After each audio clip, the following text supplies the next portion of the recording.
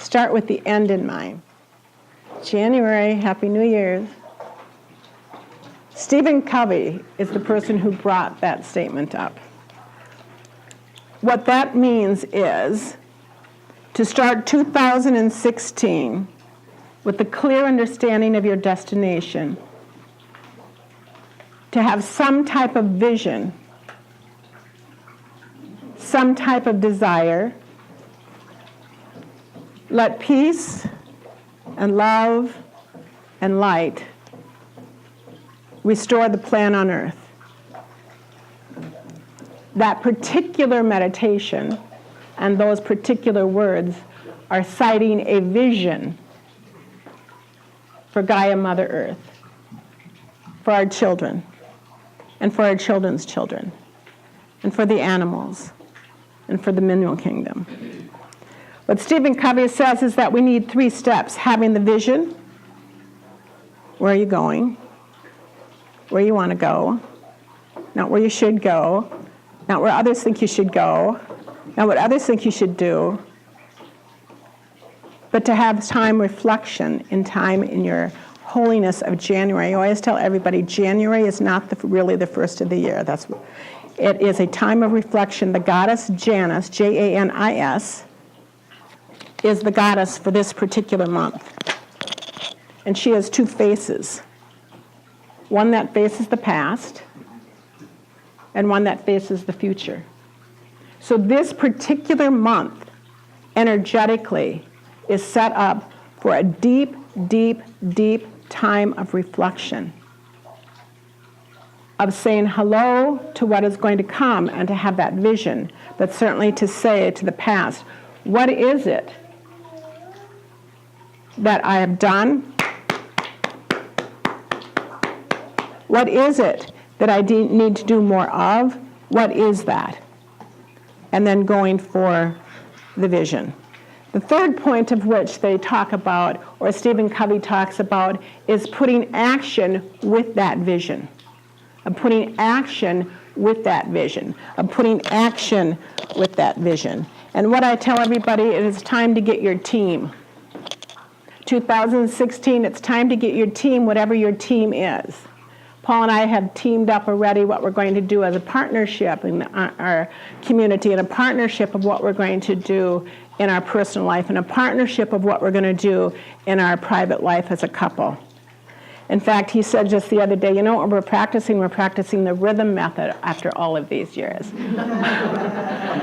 He says, don't you think that's quite clever? Because one of the things that we're doing is we're spending, for our financial stuff, we're spending 1 week, and then the next week we're not going to spend any money. Then we're going to spend the next week, and then we're going to not spend any money. And so he walks out of the kitchen. He says, I recognize I got the name for it. We're practicing the rhythm method financially. So already we've been putting together a vision and coming up with the team. And what I tell people is this is what teams does.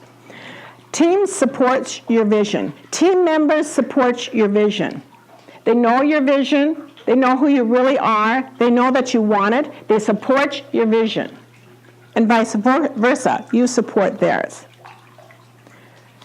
Stephen Covey did this 25 years ago. He introduced this theme 25 plus years ago, and to this day, they're still teaching it. Stephen Covey has passed on the other side, but they're still teaching constantly about this throughout the world now that he has started. So what I tell people, if this is still taught over 25 years plus, there must be some good stuff to it. So I tell people, if this is good stuff, then it's needed stuff, it's valuable stuff, it's the kind of stuff that success can be made out of and created from. I also believe it's empowering stuff, the kind of stuff that changes the world, the kind of stuff that can keep you in focus on what you want. So this is the type of year or the time of year that you perhaps have sung or are singing or will sing that ending song of Auld Lang Syne, of saying goodbye, goodbye, goodbye. But something new, something new, something new. So I'm going to just give you a moment, because we are quite capable people. Spirit's coming through me right now. We are quite capable people of bringing forth our own vision. And of course, we all sit in an arena of our own life. We are the participants in this enormous, gigantic, beautiful life. And what Spirit will always say to us in this arena of life, and I have sat, thank you, in all of those arenas, is that Spirit will say there are 3 types of most people. And they say there are the almost people. God knows, Spirit knows, I have been an almost type of person a lot in my life. And where Spirit has people sit, or where we sit in our own spirit, is I almost lost the weight, or I almost went for the job of my dreams, or I almost took the trip, or I almost thought I could do this. I almost did it. I almost.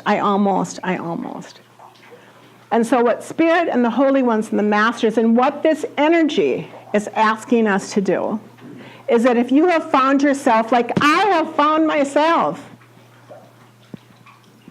being in the almost section, constantly in the almost section. I almost spent more time with my children in the year of 2011, or I almost spent more time with my husband in 2014, or I have sat in the almost section for a lot of different things.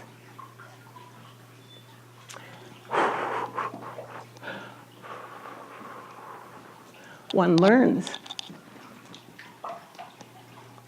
One goes within. And they say, I don't want to be almost. So that what they do then is we sit in the auditorium of what we call the most section. Now this is quite a ways up from almost. But this is a place where we do not perceive the abilities that we really have. And sometimes we're not given the stage to be everything that we are. So we say the words literally to ourselves, so this is the most I will ever have financially.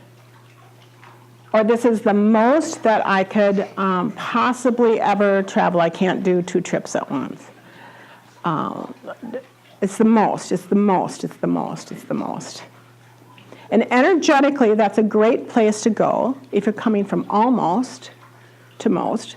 I think this is the most I can do. This is the most that I can give my time to my grandchildren. This is the most time that I can give to myself. This is the absolute most. I can't do any more. I'm doing the most I can.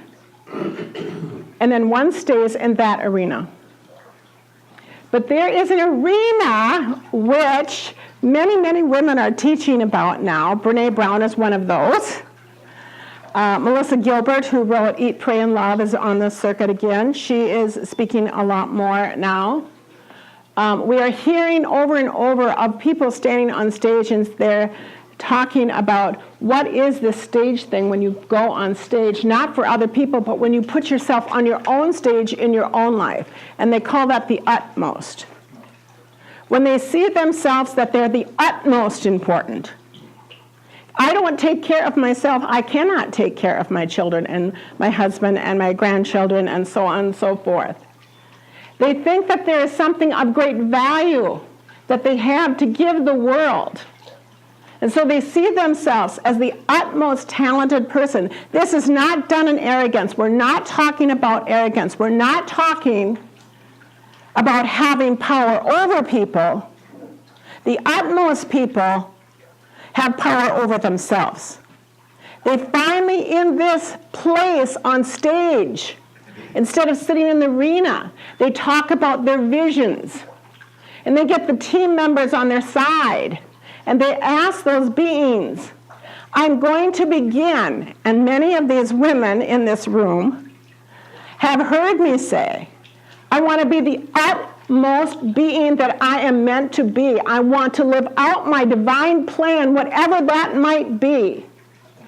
I want to be my utmost self. I want to shine. I want you to shine. And so what I ask you to do is step up out of the arena of almost, but not be shameful of that, because all of my learning has happened in almost. A lot of my learning has happened in almost.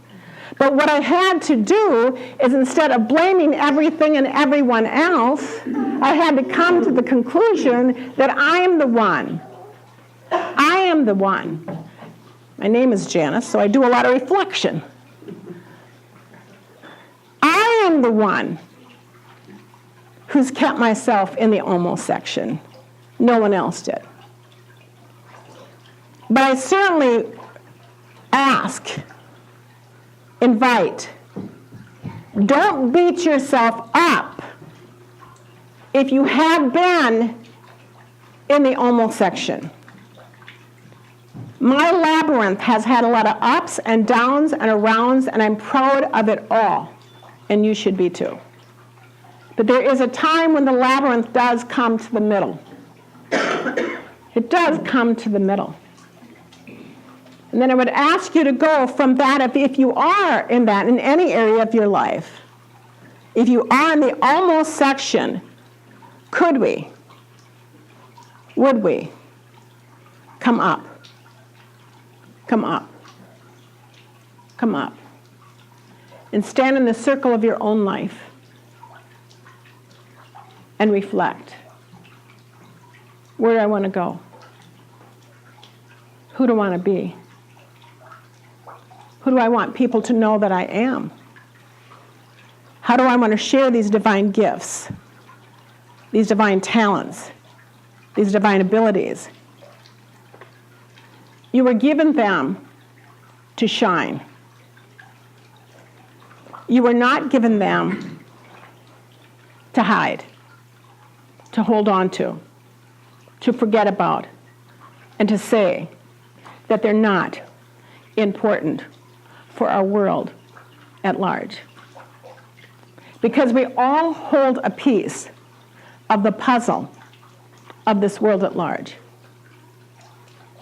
And if we do not shine in our individual lives, or you're afraid to be in that energy of where you see yourself as the utmost respect, in my area, I have the utmost respect for the talent that I have and the abilities that I have.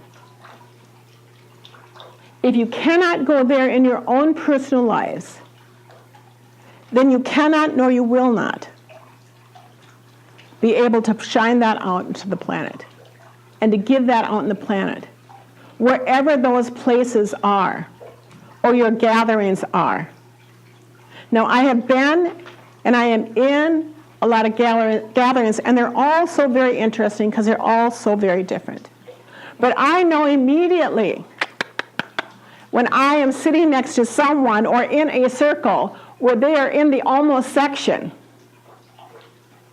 And I do allow that because I'm not going to say, hey, you guys, unless they ask me, what do you think, Hope? Then, of course, I tell them. But I know immediately when the people who are there are in the almost section. I know immediately when people are in the most section of their lives, of their lives, of their life, of their gifts, of their tools, of their abilities. And I know that they are magnificent beings of white light that have tremendous powers and abilities. Whether it's art, whether it's poetry, whether it's carpentry, whether it's whatever it is. And I think about that. And then I wonder, what would happen if I did stand in a room and say, come follow. Come follow the magnificence that is in your own supreme being, your cosmic light. Dare. Boldly go forward. There are some people that do not like it. When you dare and boldly go onto the stage of your life, I am done with almost. My cosmic energetic field, my consciousness is now blown that apart. If I go back to almost, for me, I'm talking about me, then I have created a loophole to bring myself through, to put myself in those seats again. I was given a magazine by my husband who he brought home from the Panera Group, and I was shocked when I heard that the U.S. now has more guns than people. Right now, and that's a fact, that the U.S. has more guns than people. Janice had me reflect on that. I hold a peace. You hold a peace. We all hold a peace. And it's not just P-I-E-C-E, it also is P-E-A-C-E. To move that through the eye of the tornado and change things in 2016. I thought this was very interesting too. The war on terror is now in its 15th year. And yet things are demonstrably no better. Why? Because we still have no vision of what peace might look like. UK columnist Giles Fraser. So there's something that is going on. And we are being called. We are being called. Otherwise, we wouldn't be hearing these best-selling books. You know, we went into, now I was talking about Stephen Covey, who had this best-selling, groundbreaking book, 25 years plus, and they're teaching that. There must be a reason why that's being brought up over and over and over again. Brené Brown's book about being bold and brave and moving that out into the planet and being your strongest self, there must be a reason why that book is becoming so ingrained inside of women right now and having that being brought forward. The other book, and I always tell people, Amy Cuddy, C-U-D-D-Y, the #1 top-selling, she's on TED Talk, and she has a book out called Presence, about finding that presence of the I am and bringing that out, whether it's going for a job, whether it's going for entrepreneurship, whatever that vision is, she says in that particular book, that there's something even to your presence of your body, that if indeed there's a body-mind connection to when you're sitting around with people who feel like they're victimized and they almost did it, but this happened to me and I can't do it, I didn't do it, I couldn't do it because that I almost did it, but by gosh, that person over there stopped me from doing that. And in that book, she writes out that if you're sitting with those people, if you're energetically even listening to that, your chemistry inside your body is waffling. And if you listen to it long enough, it's not waffling anymore. It's literally energetic going down. But if you're listening to people, again in the Amy Cuddy book, Presence, bringing your boldest, bravest being into the most challenging times of your life. That if you're sitting with women and or men, or even better yet, men and women together, and we're all talking about, I see the utmost importance in you. I see the utmost talent in you. And you're talking about each other. You're teaming up. And you're talking about your brilliance with each other. In that particular book, as well as many research, they're talking about the chemistry goes wild in your body. The atoms and molecules begin to wake up. And you begin to feel the energy of the utmost beauty, magnificence of who and what you are inside your body. Let's start with the end in mind. You don't have to do that right here. We have some January left. Invite the goddess Janice into your life, Janis. Invite her and reflect, even if it's just a little. Find yourself a spot and a place where you have the utmost importance in January. And sit back with yourself, with your higher self, with your oversoul, with your magnificent self. And say, what do you want? Where do you want to go? What do you desire? Who do you want to be? What do you want to complete? What do you want to end? What do you want to begin? Because you can do it. You know, you really can. The world might tell you you can't. But your oversoul will tell you, but you can. And you step outside your oversoul and the world will say, you can't. Oh, yes, I can. No, you can't. Yes, I can. Yes, I can. Yes, I can. Yes, I can. Yes, I can. Yes, I can. And so can you, all of you. Step on the stage of your life. And if you have found yourself in the almost section, and if you found yourself in the most section, where you yourself creates a glass ceiling, at least try. The Hope Interfaith Center has all of those classes and groups really for one thing, to awaken you to your utmost divine, holy, cosmic self that's able to transform the world.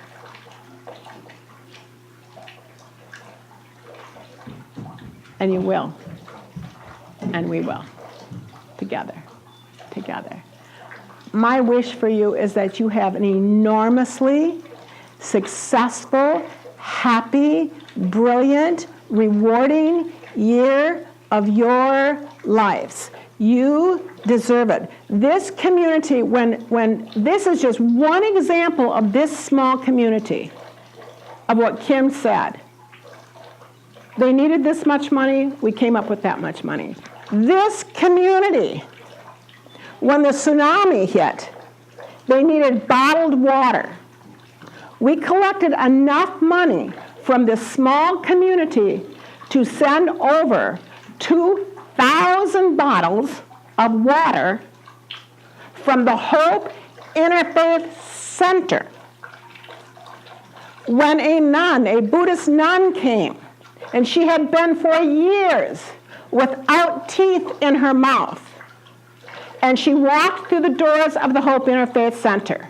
And I said, just let's ask, because you don't know unless you ask. Over $900 came in for this Buddhist nun who just happened to come in once. And yes, have we seen her again? No. But it doesn't matter, because our job is to give.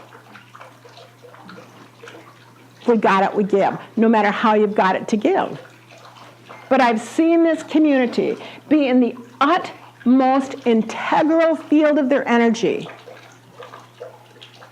I've seen this community come together to make meals or called up amongst all the churches, can you come and feed?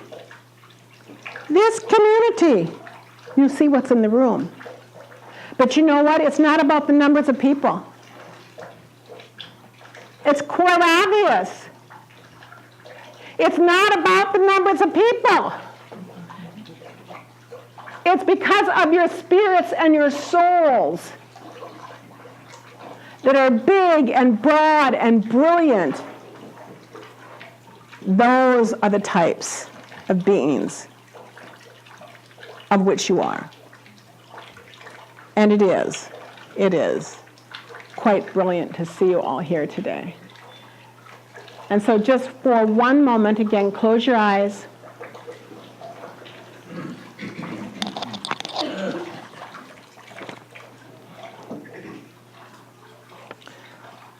From the point of light within the mind of God,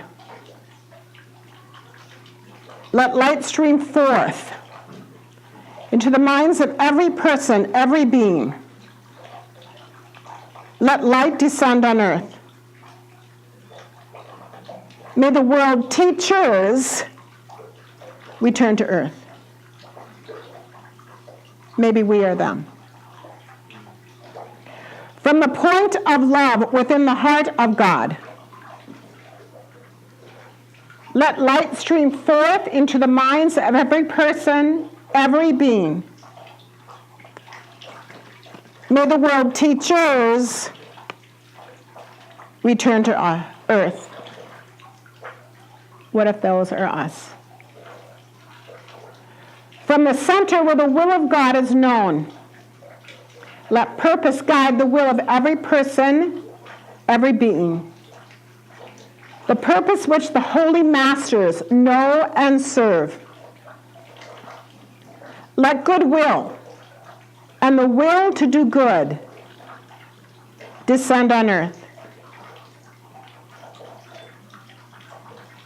From the center which we call the human race, let the plan of love and light work out, and may it seal the door where evil dwells.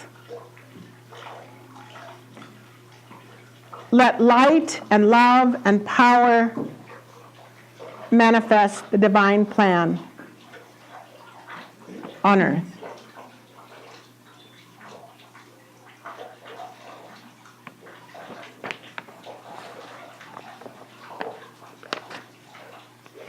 Namaste. Namaste.